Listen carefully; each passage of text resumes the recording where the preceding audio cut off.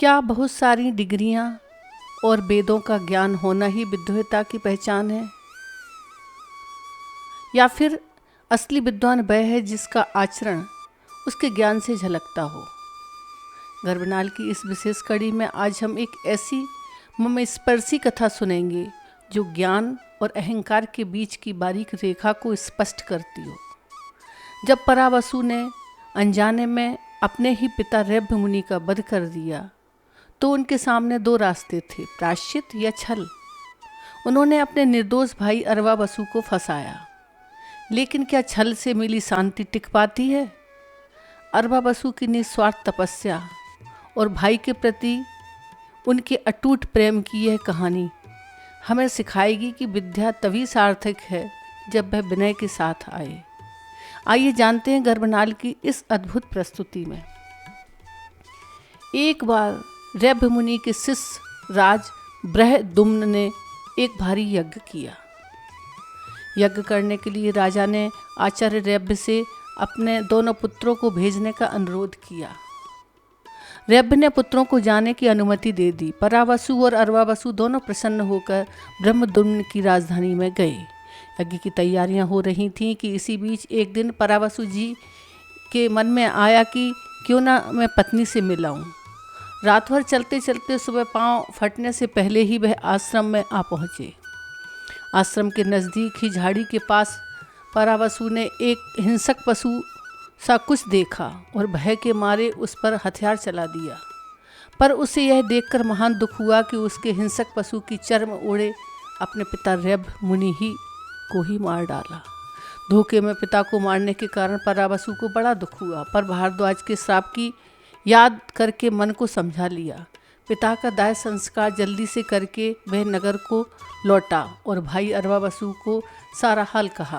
वह बोले, मेरे इस पाप कृत्य से राजा के यज्ञ कार्य में विघ्न न पड़े, इसलिए मैं अकेला ही यज्ञ का काम चला लूँगा और तुम जाकर मेरी जगह ब्रह्म हत्या का प्रायश्चित कर आओ।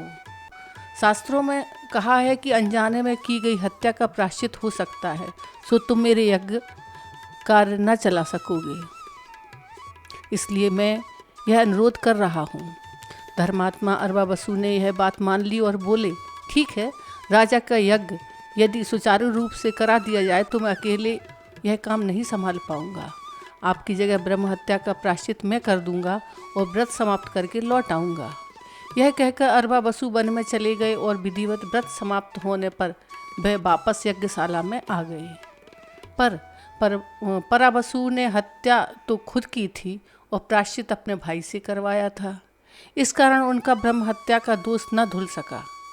उसके फलस्वरूप उसके मन में अनेक कुविचार उठने लगे।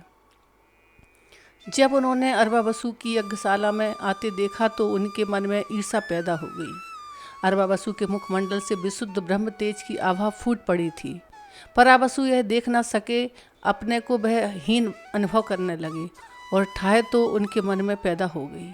उन्होंने अर्वावसु पर दोषारोपण करके उन्हें अपमानित करने का विचार किया। वह चिल्लाकर राजा बृहद्युम्न से कहने लगे, ब्रह्म हत्या करने वाला यह घातक इस पवित्र यज्ञशाला में कैसे प्रवेश कर रहा है? राजा ने जब यह सुना तो अपने सेवकों को आज्ञा दी कि अर्वावसु को यज्ञशाला से बाहर कर दे। अर्वावसु को यह देखकर बड़ा आश्चर्य हुआ। उन्होंने राजा से नम्रतापूर्वक कहा, राजन, ब्रह्म हत्या मैंने नहीं की, मैं सच कहता हूँ। असल में ब्रह्म हत्या तो मेरे भाई परावसु ने की थी। मैंने तो उनके निमित्त प्रायश्चित किया और उनका पाप दूर किया, लेकिन अर्वावसु की इस बात पर किसी ने भरोसा नहीं किया और उनका अपमान करके उन्हें यज्ञशाला से निकाल दिया गया। लोग तो अर्वावसु को निंदा करने लगे, कहने लगे, कैसा अंधेर है, एक तो ब्रह्म हत्या की, उसका प्रायश्चित भी कराए और दोष उल्टे भाई पर मरने चले। इस प्रकार अपमानित होकर और हत्यारे कहलाकर धर्मात्मा अर्वावसु कुंठित हृदय से यज्ञशाला से चुपचाप सीधे वन में चले गए और घोर तपस्या करने लगे।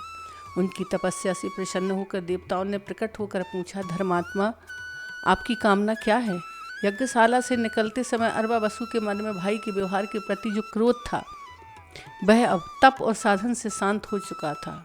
सो उन धर्मात्मा ने देवताओं से प्रार्थना की कि भाई परावसु का सब दोष धुल जाए और पिता रैभ्य फिर से जीवित हो उठे। देवताओं ने प्रसन्न होकर तथास्तु कहा। लोमस ऋषि ने युधिष्ठिर से कहा, युधिष्ठिर, यही वह स्थान है जहाँ महान विद्वान रैभ्य का आश्रम था। पांडुपुत्रों, गंगा के पवित्र जल में स्नान करके क्रोध से निर्वृत्त हो जाओ। अर्वावसु और परावसु दोनों एक महान ऋषि के पुत्र थे। दोनों ने उनसे बड़ी विद्या पाई, लेकिन विद्या एक चीज़ है और विनय दूसरी चीज़। यह ठीक है कि मनुष्य भलाई को ग्रहण करने और बुराई से दूर रहने के लिए भले और बुरे का भेद समझ ले, परंतु यह ज्ञान मनुष्य के विचारों से इस तरह समाहित हो जाना चाहिए कि उसके कार्यों पर उसका प्रभाव पड़े, तभी विद्या विनय बनती है। ज्ञान जो कि दिमाग में भरी गई बहुत सारी बातों की केवल जानकारी मात्र है, गुण की जगह नहीं ले सकता।